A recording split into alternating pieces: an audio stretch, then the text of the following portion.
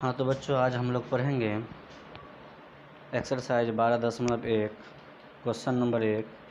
उसमें दिया है कि दो वृत्त की त्रिज्या है, एक वृत्त की त्रिज्या है 19 सेंटीमीटर और दूसरे वृत्त की त्रिज्या है 9 सेंटीमीटर। तो बता रहा नए वृत्त की क्या करना है, हम लोगों को त्रिज्या ज्ञात करना है। तो लिख देते हैं क्वेश्चन नंबर 1 है, एक्सरसाइज 12.1 में दिया गया है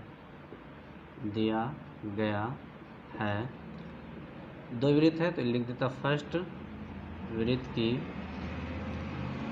त्रिज्या कितना है 19 सेंटीमीटर और सेकेंड वृत्त की त्रिज्या कितना है 9 सेंटीमीटर। तो हम लोग को क्या करना है, नए वृत्त की त्रिज्या ज्ञात करना है।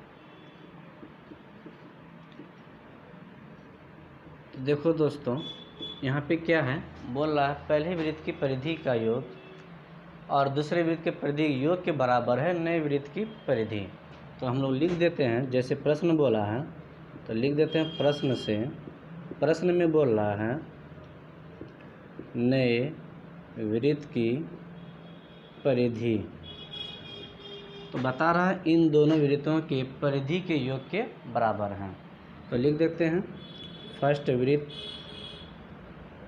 की परिधि प्लस सेकेंड वृत्त की परिधि, ये दोनों का योग क्या हो जाएगा, नए वृत्त की परिधि हो जाएगा।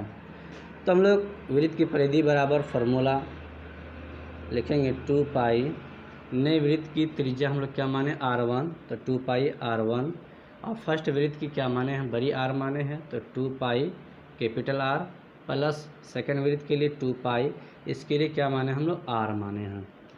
तो यहाँ पे देखो बच्चों 2 पाई R था, लिख दिए, सॉरी 1 है दे दिए, और 2 पाई यहाँ भी है, 2 पाई यहाँ भी है। तो ऐसे सिचुएशन में हम लोग क्या कर देंगे, कॉमन ले लेंगे। तो जब ये 2 पाई निकल गया तो बचा क्या, कैपिटल R बचा, प्लस 2 पाई इससे भी निकल गया है ना, तो बचा क्या, स्मॉल r बचा। अब देखो यहाँ पे ये 2 पाई कट गया, बचा कितना r1।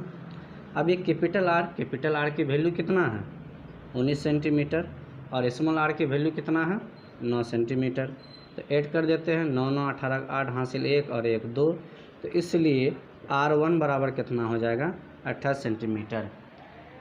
तो बच्चों ये क्या निकला मेरा, नए वृत्त की त्रिज्या हम लोग r1 माने थे, तो नए वृत्त की त्रिज्या हम लोगों का क्या निकल गया 28 सेंटीमीटर। तो इसको हम लोग लिख देते हैं, अतः नए वृत्त की त्रिज्या क्या था r1 बराबर कितना निकला 28 सेंटीमीटर। ये हो गया आपका आंसर।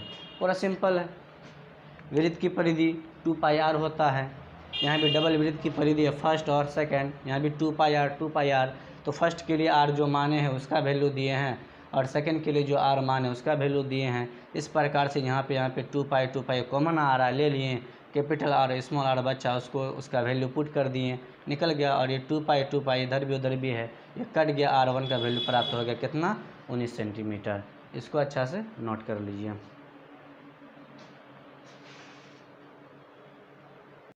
अब हम लोग पढ़ेंगे एक्सरसाइज 12.1 का दूसरा नंबर क्वेश्चन। उसमें भी आपका दो वृत्त की त्रिज्या दिया गया है और क्षेत्रफलों का योग भी दिया गया है, और उसके बाद हम लोगों को क्या करना है, उसमें भी त्रिज्या निकालना है। तो दिया गया है, तो लिखेंगे फर्स्ट वृत्त की त्रिज्या, ये आपका दिया हुआ है 8 सेंटीमीटर और सेकेंड वृत्त की त्रिज्या ये दिया आपका 6 सेंटीमीटर। तो क्या करना है, नए वृत्त की त्रिज्या ज्ञात करना है। नए वृत्त की त्रिज्या बराबर क्या है, 8 है। तो चलिए दोस्तों, अब हम लोग क्या करते हैं, निकालते हैं। प्रश्न में कहा है तो लिख देते हैं प्रश्न में बोला है पहले वृत्त का क्षेत्रफल और दूसरे वृत्त का क्षेत्रफल दोनों का योग के बराबर क्या है, नए वृत्त का क्षेत्रफल है। तो लिखेंगे नए वृत्त का क्षेत्रफल बराबर क्या हो जाएगा, फर्स्ट वृत्त का क्षेत्रफल प्लस सेकेंड वृत्त का क्षेत्रफल। तो ये पहला वृत्त का क्षेत्रफल क्या हो जाएगा, पाई आर स्क्वायर। तो नए के लिए R1 माने हैं, R1 का स्क्वायर, और फर्स्ट के लिए क्या मान है, कैपिटल आर, तो पाई आर स्क्वायर फिर पाई, क्योंकि वृत्त का क्षेत्रफल बोला है इसीलिए हम लोग यहाँ पे क्या करें, पाई आर स्क्वायर का फॉर्मूला यूज कर रहे हैं। तो इसके लिए हम लोग सेकेंड वृत्त के लिए आर क्या माने हैं, स्मॉल माने हैं, तो पाई आर स्क्वायर हो जाएगा। इस प्रकार से यहाँ पे हम लोग लिख देते हैं पाई R1 का स्क्वायर, यहाँ भी पाई यहाँ भी पाई, पाई क्या आ गया कॉमन, एक capital R square plus small R square बच गया। इस प्रकार से ये पाई कट गया, R1 का स्क्वायर बराबर ये कैपिटल आर का वैल्यू है 8 का स्क्वायर प्लस स्मॉल आर का वैल्यू है 6 का स्क्वायर। तो इस प्रकार से क्या करेंगे हम लोग, इसका मान पुट करेंगे, 8 का स्क्वायर कितना हो जाएगा, 8 को 8 से गुना करेंगे 64, 6 का स्क्वायर 6 को 6 से गुना करेंगे 36, इसको जोड़ देते हैं 6 और 4, 10 के 0 हासिल 1, 3 और 1 4 और 6 10। तो इस प्रकार से यहाँ पे क्या हुआ, R1 का स्क्वायर का वैल्यू कितना हुआ 100। दोस्तों जब ये स्क्वायर है बराबर के उस पार जाता है तो ये स्क्वायर क्या हो जाता है, रूट का रूप धारण कर लेता है, इसीलिए R1 बराबर क्या हो जाएगा 100, ये स्क्वायर इधर पे किस में आ जाएगा, रूट में आ जाएगा।